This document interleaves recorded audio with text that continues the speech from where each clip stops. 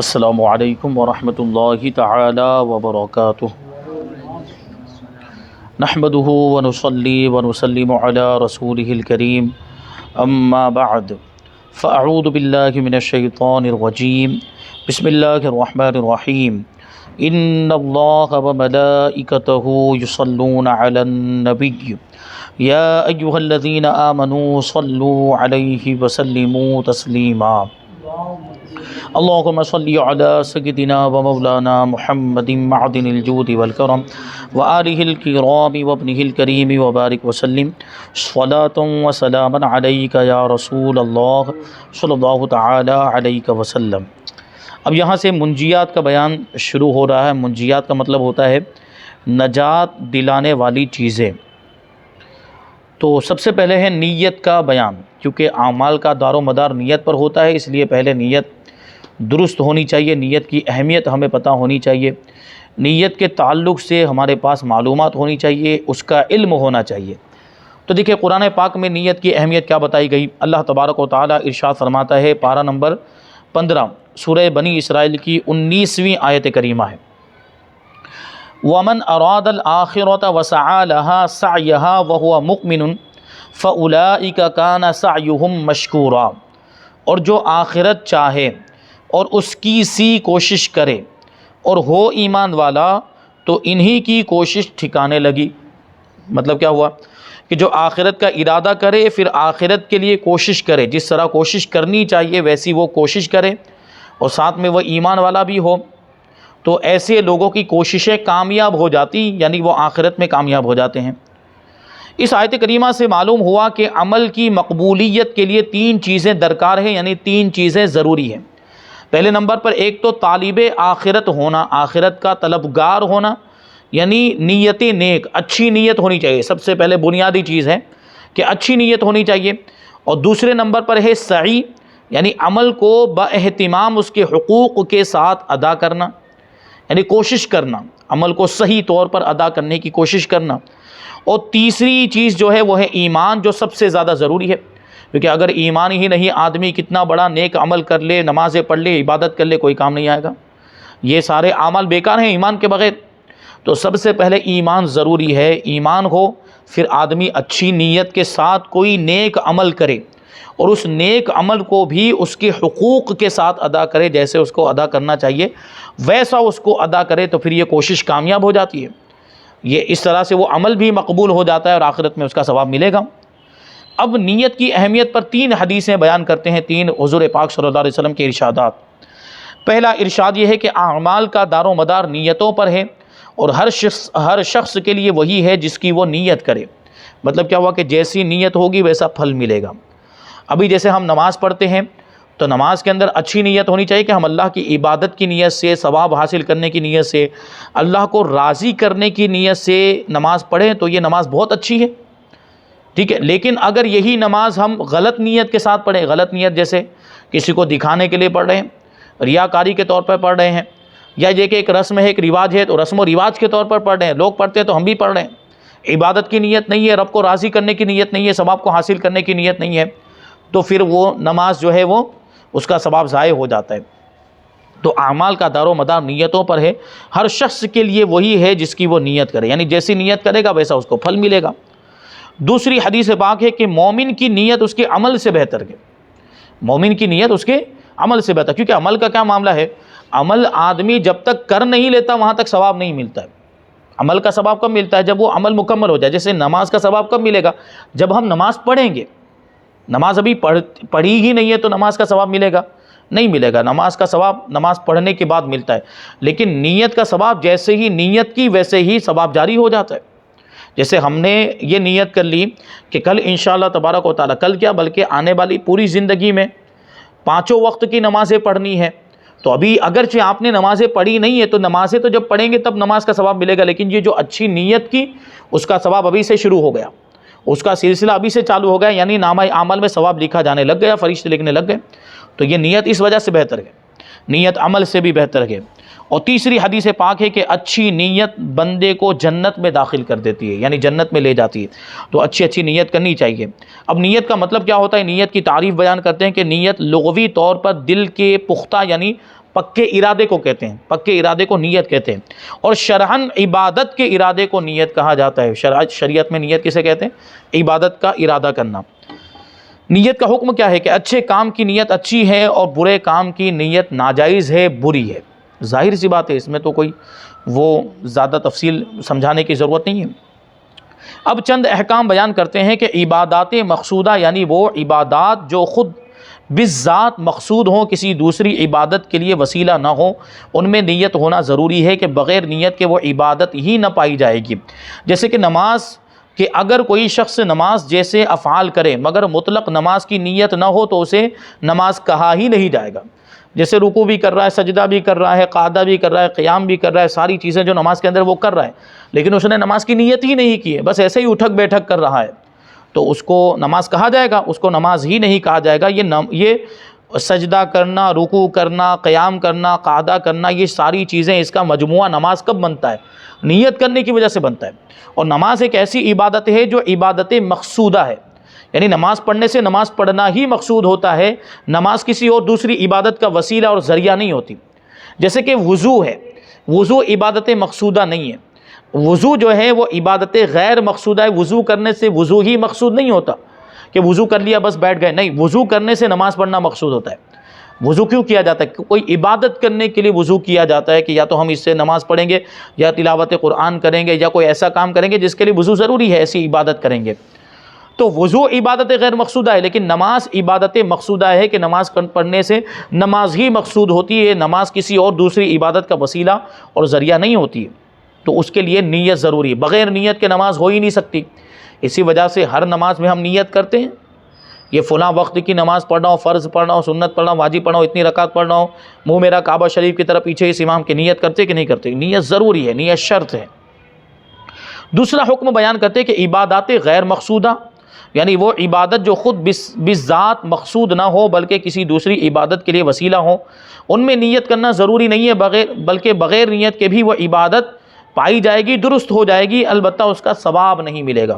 مثلا وضو کے اس میں نیت کرنا سنت ہے، وضو میں نیت کرنا سنت ہے، لیکن اگر کوئی شخص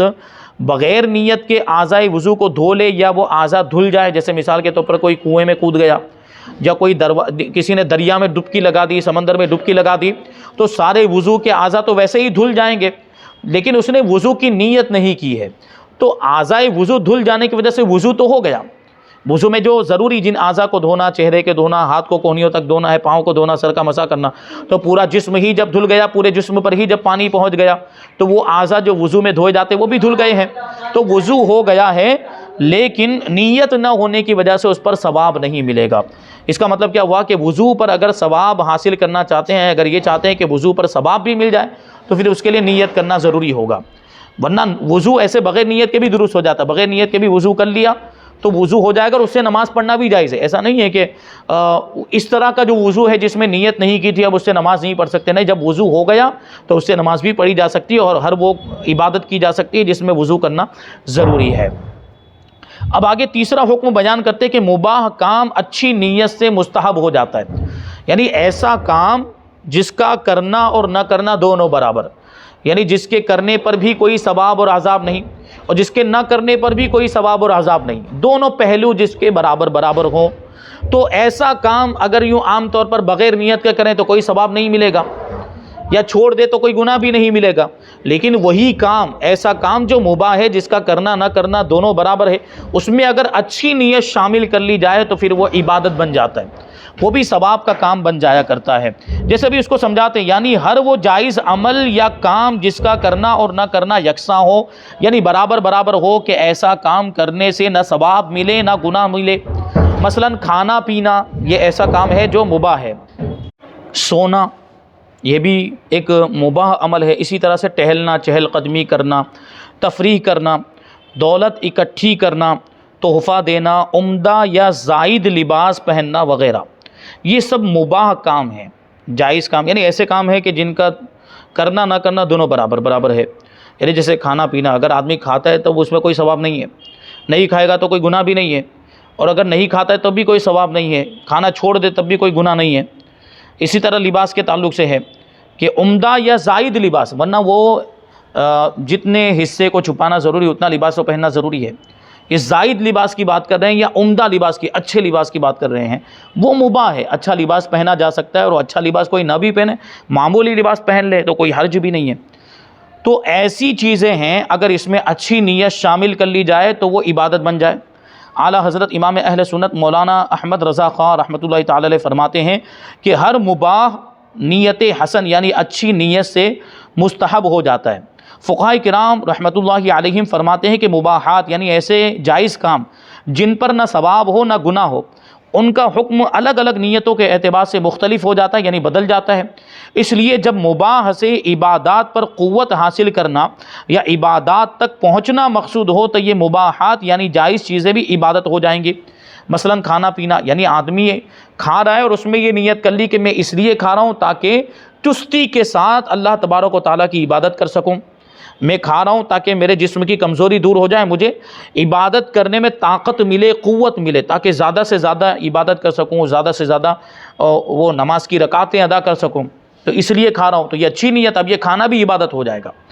پھر جیسے کہ سونا، آدمی یہ نیت کرے کہ میں اس لیے سو رہا ہوں تاکہ میری نیند پوری ہو جائے اور پھر میں اٹھ کر پھر سے عبادت کر سکوں اچھے انداز میں، ورنہ وہ نیند آتی رہے، نیند کا اگر غلبہ رہے تو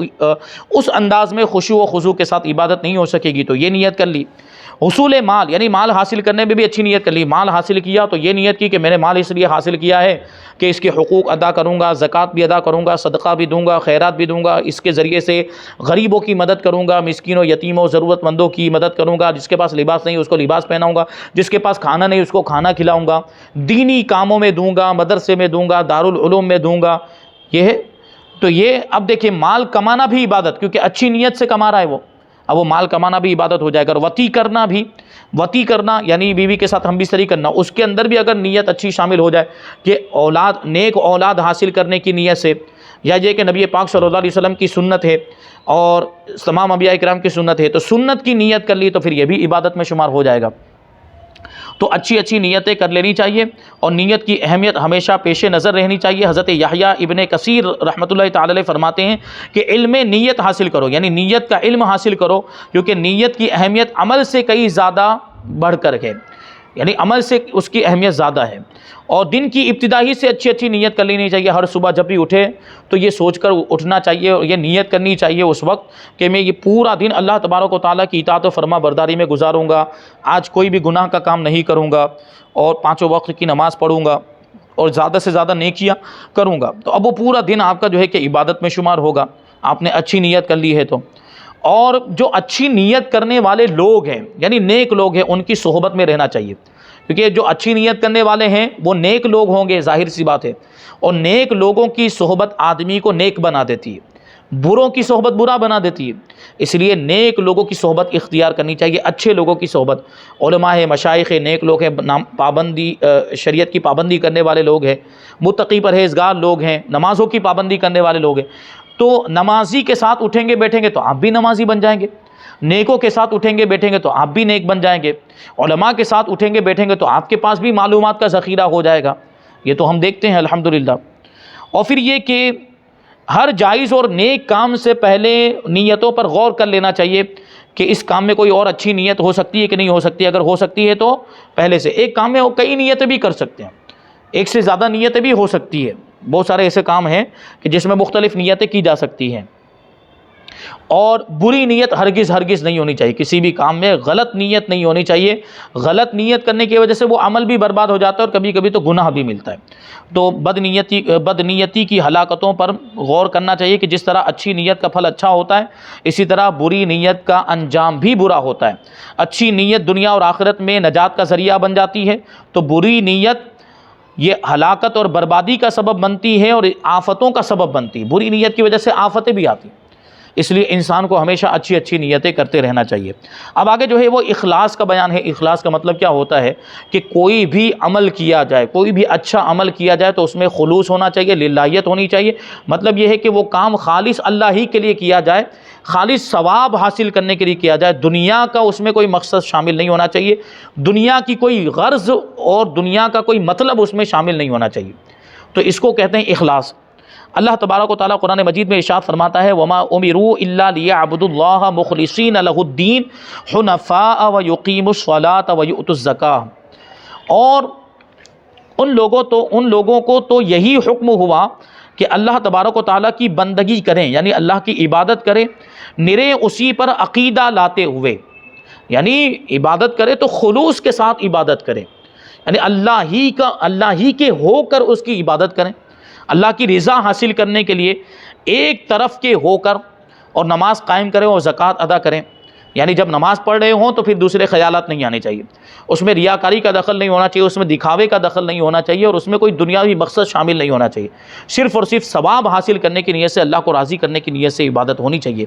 اس آیت مبارکہ میں اخلاص کے ساتھ شرک و نفاق سے دور رہ کر اللہ تبارک و تعالیٰ کی بندگی کرنے اور تمام دینوں کو چھوڑ کر خالص اسلام کے متبع یعنی پیروکار ہو کر نماز قائم کرنے اور زکوٰۃ ادا کرنے کا حکم دیا گیا ہے۔ حضور نبی کریم صلی اللہ علیہ وسلم نے حضرت معاذ ابن جبل رضی اللہ تعالیٰ عنہ سے فرمایا کہ اخلاص کے ساتھ عمل کرو، کہ اخلاص کے ساتھ تھوڑا بھی عمل تمہارے لیے کافی ہوگا، یعنی تھوڑا سا عمل بھی ہو، چھوٹا سا کوئی نیکی کا کام بھی کیوں نہ ہو، لیکن اگر وہ اخلاص کے ساتھ کیا جائے تو اس کا ثواب زیادہ ملتا ہے۔ لیکن اس کے مقابلے میں اگر کوئی بڑا عمل ہے، جیسے مثال کے طور پر کوئی 100 رکعت دن میں نماز پڑھتا ہے، نفل نماز پڑھتا ہے، لیکن دکھاوے کے طور پر پڑھتا ہے، اس میں اخلاص نہیں ہے، تو 100 رکعت پڑھنے کا کوئی فائدہ نہیں۔ جبکہ آدمی صرف 2 ہی رکعت پڑھے لیکن اخلاص کے ساتھ پڑھے، اللہ کو راضی کرنے کے لیے پڑھے، تو وہ 2 رکعت بھی اس کو بڑا فائدہ دے گی، وہی کافی ہو جائے گی۔ کسی بھی وہ اخلاص کا مطلب کیا ہوتا ہے وہ بیان کرتے ہیں، کسی بھی نیک عمل میں محض رضائے الہی حاصل کرنے کا ارادہ کرنا اخلاص کہلاتا ہے، جو میں نے ابھی عرض کیا کہ کوئی بھی نیک عمل اللہ کو راضی کرنے کے لیے کیا جائے، ثواب حاصل کرنے کی نیت سے کیا جائے، اللہ کو خوش کرنے کے لیے کیا جائے، تو اس کو اخلاص کہا جاتا ہے۔ جس عمل سے مقصود صرف ریاکاری اور دکھاوا ہو، اس کا یقینی طور پر گناہ ہوگا، اور وہ اللہ تبارک و تعالیٰ کی ناراضگی اور عذاب کا سبب ہے۔ جو کام لوگوں کو دکھانے کے لیے کیا جائے، جو عمل خالصتاً اللہ پاک کے لیے ہوگا تو وہ رضائے الہی اور اجر و ثواب کا سبب بنے گا۔ اب دیکھیے، اپنی نیت درست کر لیجئے کہ اعمال کا دار و مدار نیتوں پر ہے۔ جب تک نیت خالص نہ ہوگی عمل میں بھی اخلاص پیدا نہیں ہوگا، جو نیت کے بارے میں پہلے بتا دیا۔ اچھی نیت ہوگی تو اخلاص خود بخود پیدا ہو جائے گا، کیونکہ نیت کے خالص ہونے کا نام ہی تو اخلاص ہے۔ دنیاوی اغراض کو دور کیجئے، دنیا کا کوئی مقصد نہیں ہونا چاہیے، کسی بھی نیک عمل میں، کسی بھی عبادت میں دنیا کی کوئی غرض شامل نہیں ہونی چاہیے۔ ایسی دنیاوی اغراض جن سے مقصود آخرت کی تیاری اور معاونت نہ ہو، اگر ہر عمل سے ان کو دور کر دیا جائے اور صرف رضائے الہی پیش نظر ہو تو اعمال میں ریاکاری یعنی دکھاوے کے امکانات کافی کم ہو جاتے ہیں۔ اب ظاہر سی بات ہے، آدمی ریاکاری کب کرے گا، دکھاوا کب کرے گا؟ جب دنیا کا کوئی مقصد اس کے سامنے ہوگا، یعنی مشہور ہونا چاہتا ہے لوگوں کے سامنے، وہ بڑائی چاہتا ہے کہ لوگ مجھے نمازی سمجھیں، یہی تو مقصد ہوگا، تبھی تو وہ ریاکاری کرے گا۔ تو یہ سب دنیا کے اغراض، یہ دنیا کے مقاصد، یہ شہرت وغیرہ سب ختم ہو جائے اور دل میں صرف اللہ تبارک و تعالیٰ کی رضا حاصل کرنا ہی اسی کا ارادہ ہو، تو پھر وہ خالص عمل ہو جاتا ہے۔ اللہ تبارک و تعالیٰ کی خفیہ تدبیر سے ڈرتے رہیے۔ بندہ خود کو اللہ تبارک و تعالیٰ کی خفیہ تدبیر سے ڈراتا رہے کہ جس قدر خوف خدا نصیب ہوگا اتنا ہی عمل میں ریاکاری سے بچے گا اور اخلاص کی دولت نصیب ہوگی۔ مطلب یہ ہے کہ ہمیشہ یہ تصور رکھے کہ ہمارے دل کی کیفیت کو اور دل کے ارادے کو بھی اللہ تبارک و تعالیٰ جانتا ہے، ہماری نیتوں کو بھی اللہ تبارک و تعالیٰ جانتا ہے۔ سامنے والے کو نہیں پتہ چلے گا کہ ہمارا ارادہ کیا ہے، انسان کو، مخلوقات کو نہیں پتہ چلے گا، لیکن پروردگار تو ہمارے دلوں کی کیفیت کو، دل کے ارادے کو، نیتوں کو بھی جانتا ہے، اس سے کوئی چیز پوشیدہ نہیں۔ تو یہ تصور کرنا چاہیے، اور نفسانی خواہشات کو ختم کیجئے کہ اخلاص میں بہت بڑی رکاوٹ یہ نفسانی خواہشات ہیں، کیونکہ ہر عمل پر چند تعریفی کلمات سن کر نفس بے حد سکون محسوس کرتا ہے، اور یہی سکون نفس کو ریاکاری پر ابھارتا ہے جو اخلاص کی دشمن ہے۔ کیا مطلب ہوا کہ کوئی اچھا عمل کیا، لوگ نمازی، جیسے نماز پڑھنے لگ گیا تو لوگ نمازی کہنے لگ گئے، تو دل کو کہیں نہ کہیں ایسا وہ خوشی محسوس ہوتی ہے، دیکھو لوگ میری تعریف کر رہے۔ تو یہ نفس کے معاملات اور نفسانی خواہشات یہاں سے داخل ہوتی ہے اور پھر وہ اس عمل کو برباد کر دیتی ہے۔ پھر آدمی لوگوں کو دکھانے کے لیے عمل کرتا ہے، پھر لوگوں کی واہواہی چاہنے کے لیے وہ عمل کرتا ہے، اور لوگ مجھے اچھا کہیں، نیک کہیں، یہ سب معاملات اس میں شامل ہو جاتے ہیں۔ تو خواہشات نفسانی کو بھی دور کرنے کی کوشش کرنی چاہیے۔ پھر آگے بتاتے ہیں کہ خلوت اور جلوت میں یکساں عمل کیجیے۔ مطلب کیا ہوا کہ لوگوں کے سامنے ہو تب بھی ہمارے عمل کی کیفیت ویسی ہی ہونی چاہیے جیسی تنہائی میں ہوتی ہے، یعنی ہم جیسی نماز، مثال کے طور پر نماز ہے، ورنہ ساری عبادتوں کا یہی حال ہونا چاہیے کہ اگر ہم تنہائی میں ہو تو کیسی نماز پڑھیں گے، تو لوگوں کے سامنے بھی ویسی ہی نماز ہونی چاہیے۔ ایسا نہیں کہ تنہائی میں پڑھتا تو جلدی پڑھ رہا ہے کہ جلدی ختم ہو جائے، یہاں کون دیکھنے والا ہے۔ لیکن لوگوں کے سامنے پڑھتا ہے تو خوب اچھے انداز میں پڑھتا ہے کہ لوگ دیکھ رہے ہیں، ان کو اچھا لگے کہ دیکھو کتنی اچھی نماز پڑھ رہا ہے، تو یہ دکھاوا ہو گیا، یہ ریاکاری ہو گئی۔ تو خلوت و جلوت میں عمل یکساں ہونا چاہیے۔ نفس لوگوں کے سامنے تو مشقت سے بھرپور عبادت کرنے پر رضامند ہو جاتا ہے، کیونکہ اس طرح اسے شہرت، تعریف اور واہ واہ جیسے میٹھے زہر ملتے ہیں، لیکن تنہائی میں رضائے الہی کے لیے خشوع و خضوع کے ساتھ 2 رکعت پڑھنا اس کے نفس پر نہایت گراں ہوتا ہے، یعنی بھاری ہوتا ہے، کیونکہ تنہائی میں کوئی دیکھنے والا ہی نہیں، تو وہاں ریاکاری کے معاملات بھی نہیں ہوں گے، وہاں دکھاوے کے معاملات بھی نہیں ہوں گے۔ تنہائی میں عبادت کر رہا ہے تو وہ اللہ ہی کے لیے عبادت کر رہا ہوتا ہے، تو وہاں اگر 2 رکعت بھی پڑھے گا تو وہ نفس پر بہت بھاری گزرے گا، تو وہاں بھی اسی انداز میں اسے نماز پڑھنی چاہیے، عبادت کرنی چاہیے کہ اگر وہ لوگوں کے سامنے پڑھتا تو کیسے پڑھتا، ویسے ہی پڑھنی چاہیے۔ خلوت اور جلوت کا یہ تضاد بندے کے عمل سے اخلاص کو ختم کر دیتا ہے۔ تضاد مطلب ایک دوسرے کے خلاف ہونا، یعنی تنہائی میں عبادت کرنے کا انداز الگ ہے، لوگوں کے سامنے عبادت کرنے کا انداز الگ ہے، تو یہ تضاد ہے اور یہ عمل کے اندر اخلاص کو ختم کر دیتا ہے۔ تو تنہائی میں بھی عبادت کا انداز ویسا ہی ہونا چاہیے جیسا لوگوں کے سامنے ہوا کرتا ہے۔ اور پھر یہ کہ اپنی نیتوں کو چھپانا چاہیے، نیتوں کو ظاہر کریں گے تو کہیں نہ کہیں ریاکاری اور دکھاوا داخل ہو جائے گا، کہ نیکیوں کا چرچا ہی نفس کو ریاکاری، حب مدح یعنی تعریف کی محبت اور طلب شہرت جیسی باطنی بیماریوں میں مبتلا کر دیتا ہے، جو اخلاص کو دیمک کی طرح چاٹ لیتی ہے۔ تو نیتوں کو ظاہر کرے گا تو نیت کے ظاہر کرنے کی وجہ سے پھر سامنے والا اس کی تعریف بھی کرے گا، پھر اس کو تعریف اچھی لگنے لگ جائے گی، پھر ریاکاری آ جائے گی، دکھاوا آ جائے گا، پھر وہ تعریف کی محبت، تعریف کی طلب میں پھر وہ نیک عمل کرے گا، تو پھر وہ اخلاص ختم ہو جائے گا۔ آگے بیان کرتے ہیں کہ اخلاص کے فضائل کو پیش نظر رکھے۔ اخلاص کے ساتھ عمل کرنا یہ مومن کی نشانی ہے۔ جو بندہ 40 دن خالص رضائے الہی کے لیے کوئی عمل کرتا ہے، یعنی نیک عمل کرتا ہے اللہ کی رضا حاصل کرنے کے لیے، تو اس کے دل سے اس کی زبان پر حکمت کے چشمے جاری ہو جاتے ہیں، یعنی حکمت اور دانائی کی باتیں اس کی زبان سے نکلتی ہیں، اچھی اچھی باتیں نکلتی ہیں، عقل مندی والی باتیں نکلتی، ہوشیاری والی باتیں نکلتی ہیں، تو یہ دل پر وہ اخلاص کا اثر ہوتا ہے۔ تو بہرحال یہ بات یہاں پر بیان ہوئی۔ اب آگے ہے صبر کا بیان۔ آدمی کو صبر کرنا چاہیے، اور صبر کی فضیلت کیا ہے، صبر کی کتنی قسمیں ہیں، صبر کا حکم کیا ہے، صبر کی عادت بنانے کے لیے کیا کر لینا چاہیے، کون سے طریقوں کو اختیار کرنا چاہیے، اور اس کے بعد ہے حسن اخلاق، یعنی اچھے اخلاق بہت زیادہ ضروری ہے۔ ہمارے اچھے اخلاق کی وجہ سے سامنے والا متاثر ہوتا ہے، ہم سے قریب ہوتا ہے، ہماری باتوں کا اثر ہوتا ہے، وہ ہماری باتوں کو سن کر قبول کرتا ہے۔ تو اچھے اخلاق بھی ہونے چاہیے۔ انشاءاللہ تبارک و تعالیٰ یہ ساری باتیں ہم آئندہ درس میں شامل کریں گے۔ اللہ تبارک و تعالیٰ کی بارگاہ میں دعا ہے کہ جو کچھ بھی بیان ہوا اس پر ہم سب کو عمل کرنے کی توفیق عطا فرمائے۔ وما علینا الا البلاغ۔ السلام علیکم۔